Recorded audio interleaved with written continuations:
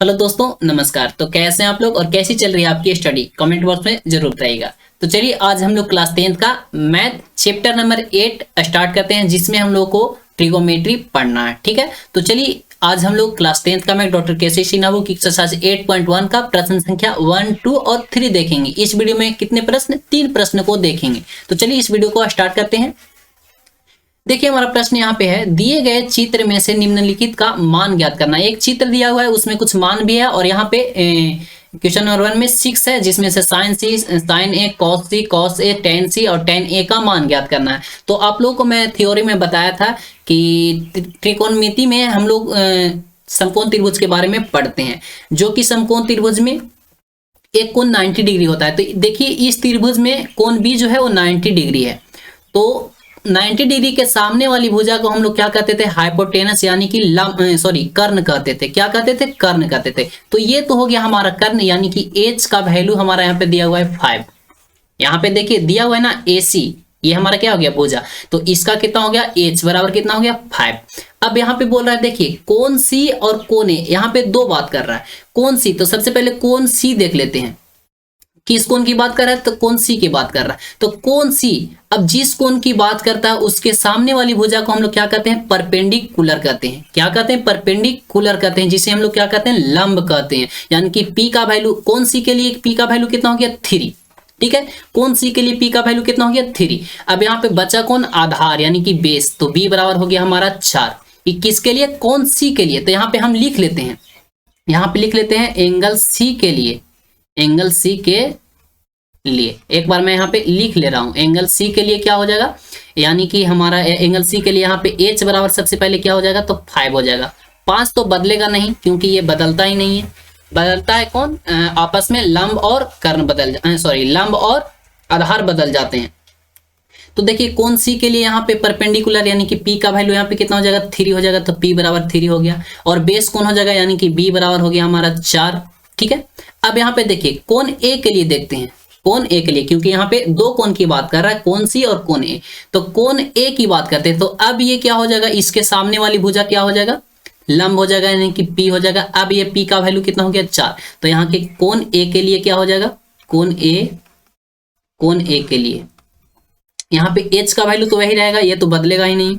अब यहाँ पे देखिए P का वैल्यू निकालते हैं। तो कोण A के लिए मतलब जिस कोण की बात करते हैं उसके सामने वाली भुजा क्या कहते हैं? परपेंडिकुलर।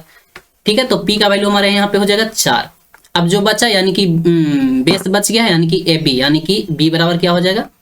3। तो दोनों कोण की बात हम यहाँ पे कर ली है। अब यहाँ पे हम लोग मान ज्ञात करते हैं। तो साइन C, यानी कि साइन थीटा बराबर हम लोग फॉर्मूला क्या पढ़े थे? P/H पढ़े थे। ठीक है, P/H। तो कोण C की बात कर रहा है, तो कोण C, देखिए कोण C के लिए यहाँ पे P का वैल्यू कितना है? कोण C के लिए P का वैल्यू 3 है, तो ऊपर में क्या हो जाएगा? 3 और बट्टा में H का वैल्यू कितना हो जाएगा? 5, जो कि ये तो बदलता ही नहीं। तो ये हो गया हमारा आंसर, यानी कि साइन C का वैल्यू हमारा निकल कर आ गया 3/5। उसी तरह से अब हम लोग साइन A का वैल्यू निकालते हैं, यानी कि दूसरा का हल करते हैं। क्या? साइन A के लिए क्या हो जाएगा? सबसे पहले तो इसका फॉर्मूला लिख लेंगे, क्या हो जाएगा? P/H। तो किसकी बात कर रहा है? A, कौन A की बात कर रहा है? तो A के लिए H का वैल्यू कितना है? 5 और P का वैल्यू कितना है? 4। तो यहाँ पे हो जाएगा 4 और बट्टा में क्या हो जाएगा? 5। ये हो गया हमारा दूसरा। अब तीसरा में निकालते हैं हम लोग। तो तीसरा हमारा क्या है? cos C। क्या है? cos C। तो सबसे पहले तो इसका फॉर्मूला लिख लेंगे, B/H होता है, जो कि हम थ्योरी में करा दिए हैं।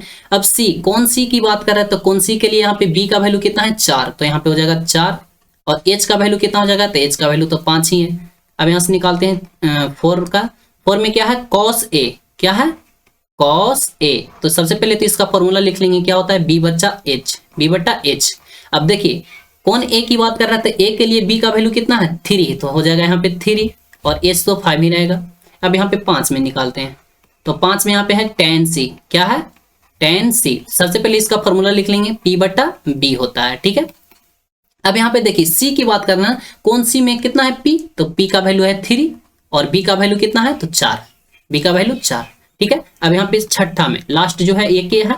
tan A। तो tan A, सबसे पहले tan की फॉर्मूला लिख लेंगे, तो होता है क्या? P/B होता है। P/B हो गया। अब P देखिए A की बात कर रहा है, कौन A के लिए क्या है? कौन A के लिए P का वैल्यू कितना है? 4। तो ऊपर में हो जाएगा 4 और B का वैल्यू कितना हो गया? 3। तो ये हो गया 3। यही हो गया हमारा आंसर। क्वेश्चन नंबर 1 में सारे प्रश्नों का सोल्यूशन कर लिए। चलिए अब देखें क्वेश्चन नंबर 2।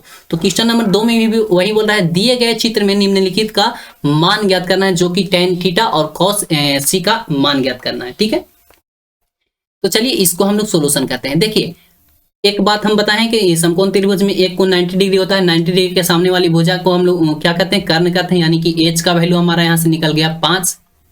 ठीक है, अब यहाँ से देखिए कोण सी क्या है, थीटा। कोण सी का मान कितना है, थीटा। थीटा के सामने वाली भुजा क्या होती है, परपेंडिकुलर, यानी कि पी, यानी कि पी का वैल्यू कितना हो गया 4। अब यहाँ पे बी का वैल्यू कितना हो जाएगा 3। किसके लिए, कोण सी के लिए। तो यहाँ पे लिख सकते हैं आप कोण सी के लिए, कोण सी के लिए, कोण सी के लिए यहाँ पे लिख लेते हैं एच का वैल्यू कितना हो जाएगा, एच का वैल्यू तो 5 ही रहेगा। अब यहाँ पे देखिए परपेंडिकुलर कितना हो जाएगा, यानी कि पी का वैल्यू 4 हो जाएगा, तो 4 हो गया। अब बेस कितना हो जाएगा, यानी बी बराबर कितना हो गया 3।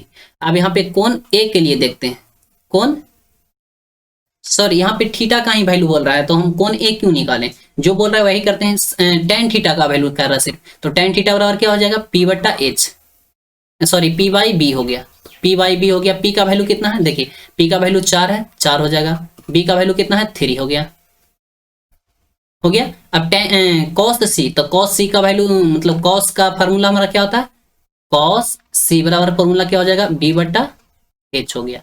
तो b कितना हो गया 3 और h का वैल्यू कितना हो गया 5।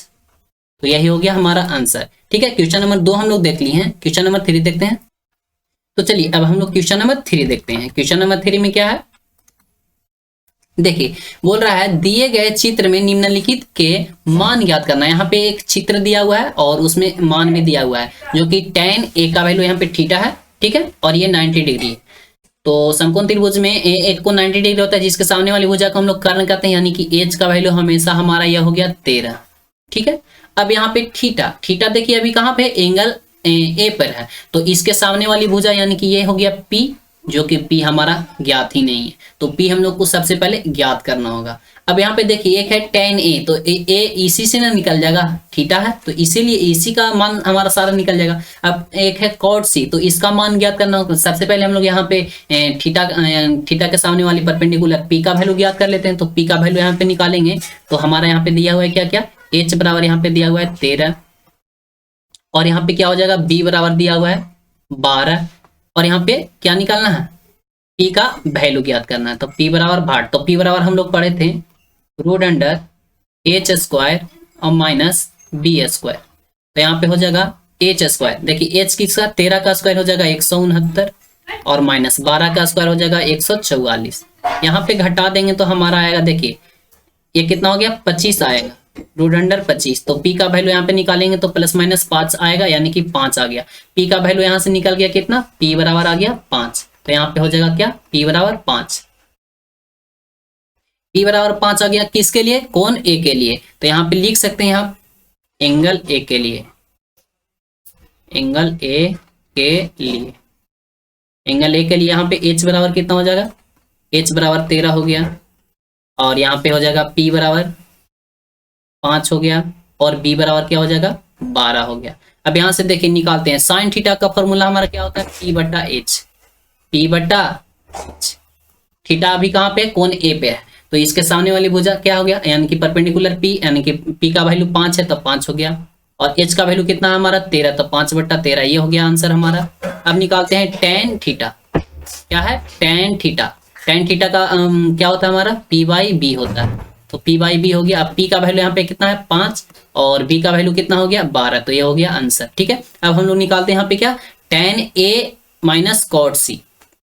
तो यहाँ पे देखिए एंगल C के लिए अब याद करते हैं, एंगल C के लिए क्या हो जाएगा, एंगल C के लिए देखिए यहाँ पे इसके सामने वाली ये अब हो जाएगा परपेंडिकुलर, यानी कि अब एंगल C के लिए P बराबर हो गया 12, और B बराबर क्या हो गया 5, और H का वैल्यू तो वही होएगा 13। ठीक है, तो यहाँ से हम लोग मान ज्ञात कर लेते हैं। सबसे पहले फॉर्मूला लिख लेते, tan A का फॉर्मूला क्या हो जाएगा P बट्टा B, और माइनस क्या हो जाएगा B बाई P और C। अब देखिए क्या है tan a के लिए, तो tan a के लिए देखिए a के लिए क्या है, यहाँ p का वैल्यू 5 है, तो ऊपर में हो जाएगा 5, और p का वैल्यू कितना हो गया 12, तो 12 हो गया, और यहाँ माइनस हो गया। अब b, ये देखिए cot c के लिए, cot c के लिए क्या हो गया एंगल सी के लिए बोल रहा है, यानी कि बी का वैल्यू यहाँ पे कितना हो जाएगा 5, तो ऊपर में 5 हो गया, और पी का मान कितना हो जाएगा 12, तो ये 12 हो गया। ठीक है, अब यहाँ पे हम लोग एलसीएम ले लेते हैं, 12 12 का एलसीएम 12 हो गया, यानी कि ऊपर में 5 और ये भैया 5, 5 में से 5 गया 0 और 0/12, यानी कि आ गया हमारा वैल्यू 0। कितना आ गया हमारा वैल्यू 0। तो ये हो गया हमारा आंसर। ठीक है, अगर जो वीडियो पसंद है तो वीडियो को लाइक करिए, चैनल को सब्सक्राइब कर लीजिए। इसी प्रकार के और भी वीडियो पाने के लिए मिलते हैं नेक्स्ट वीडियो में। आज के वीडियो यहाँ पे समाप्त करते हैं। Thank you so much, best of luck.